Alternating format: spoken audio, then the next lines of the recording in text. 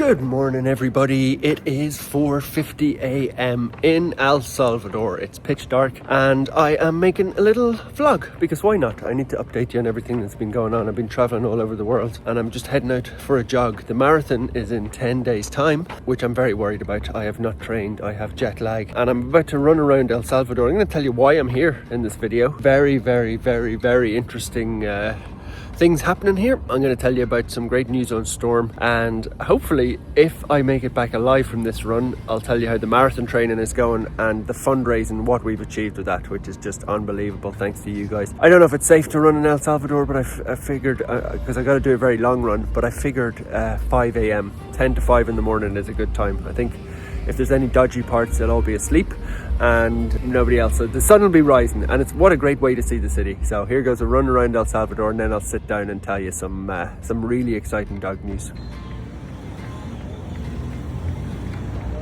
I'm 6 kilometers in. It's a very hilly city. I didn't realize how hilly it is out in the outskirts. What a time to see the city. Looking at the street dogs. Sun is rising.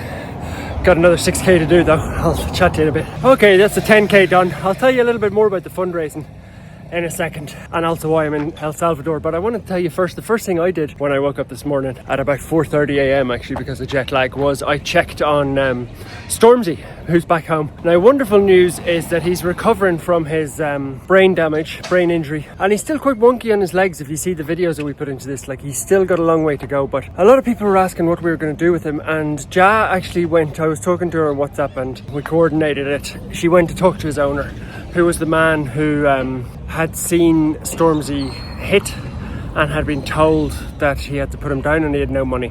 Now, that man also has 2 of Stormzy's siblings, same size dogs, very hyper, and a mother who was pregnant, like obviously had Stormzy and the puppies. So talked to him, and the good news is he, agreed that the best thing for Stormzy would be to stay with us, because his recovery, we explained, it's going to take a few months.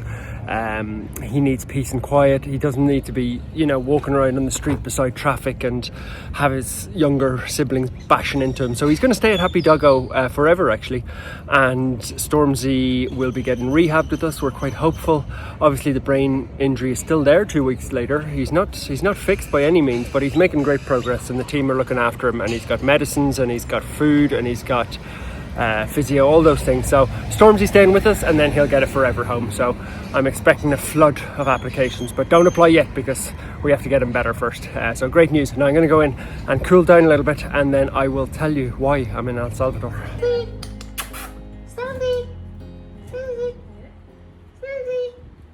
Now, feeling a bit more refreshed, looking a bit better, not dripping sweat all over the camera. Back in my hotel room. Why am I in El Salvador? Well, about maybe 3 weeks ago only, their president was looking for somebody to advise them on how to handle the street dog problem in El Salvador humanely. Huge street dog problem here. There's 7 million people in El Salvador. It's in Central America. And a lot of people put my name forward on X, really, which is the social network, and Instagram, and as a result of that got in touch and I said, yeah, I'll come over and talk to you, which is a bit mad, but it's what I've always been looking for, which is an opportunity to tackle street dogs with governments at a national level, because we can do a little bit as a charity, but to really fix the problem I think you need government intervention. So I met with the president yesterday. I wore a suit. I might put a picture of it in here. I'll fill you in a bit. I mean, the meeting was, really productive. I'm not going to go more into it than that because it's, very early days, but I would say something good could happen. So yeah, came to El Salvador. Why did I come all the way here? Because I'm training for the marathon and it's, a ridiculous, it's 40 hours here and 40 hours of flights to get here and 40 hours back. So I've just finished the meeting and now I'm packing up to go back to Samui. It's a long journey. I did it for the street dogs basically because I have to find any opportunity I can to help street dogs at scale around the world. And we do the sterilizing, we do the, we're doing so much, from feeding the dogs, sterilizing, funding people to do sterilizing, building the hospital, what else? The stuff we do, adoptions. I could go on, but I still think it's a drop in the ocean. I still look around at how many street dogs there are in the world, and my mission is to halve the number of street dogs in the world, and I have to find opportunities to scale that up.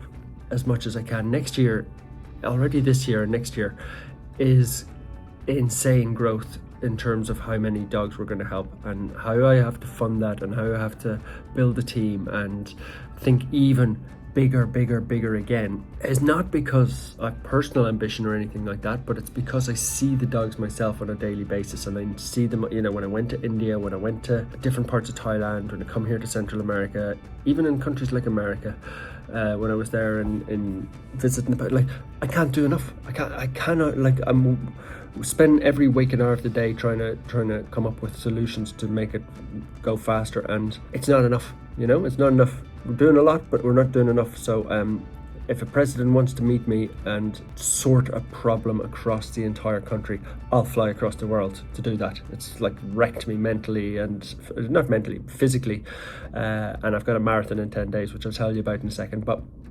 definitely worth having the meeting, and something really good will come from it. So that's why I'm in El Salvador, but I'm packing my bag now, and I am going back to Samui, 40-hour flight. Luckily, I could actually do a lot of work on the planes, so I'm very happy about that. It's the one time I get a bit of escape to, you know, to write and do proposals and things like that. So big journey home.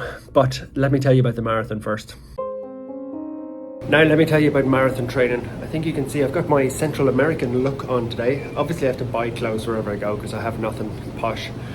So I've got my trusty hat, but yeah, I have to just pick up some clothes along the way because I can't be meeting the president in flip-flops and stuff like that. But anyway, marathon. Unbelievable response from people online in terms of sponsorship. We've raised the money to do the mobile clinic, which is launching on the 8th of December. So we've actually bought the trucks already. We've raised, would you believe, $250,000.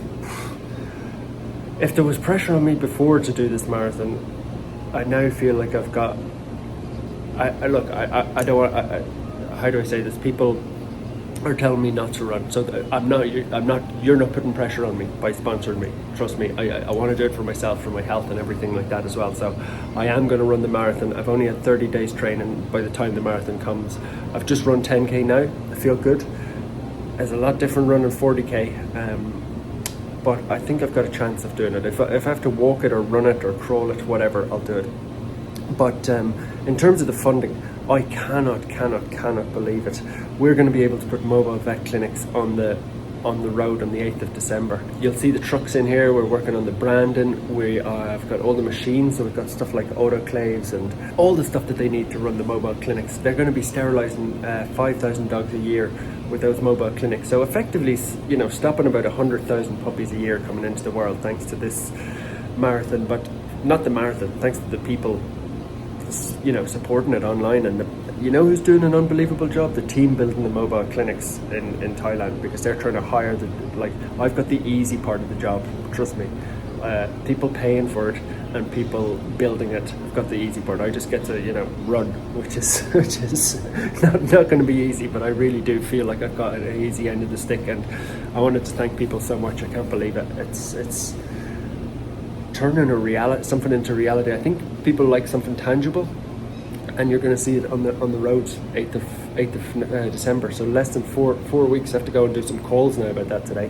So yeah, from El Salvador, what's happening? Everything, met the president, mobile clinics are on the way, everything's going good at Happy Doggo land. I'm out of my comfort zone, I'm wearing weird clothes, I can't wait to get my flip-flops back on, see Hank and Chance, and just be with the dogs. That's where my heart is. But like I said, if there's a chance to save more dogs, I'll fly across the world and back in 5 days. So back for marathon training and saving more dogs. I'm going to go and get a little local coffee now and wonder how my life ended up like this, being in El Salvador. Had to think there for a second, but my heart is back at Happy Doggo land, so that's where I'm off to now.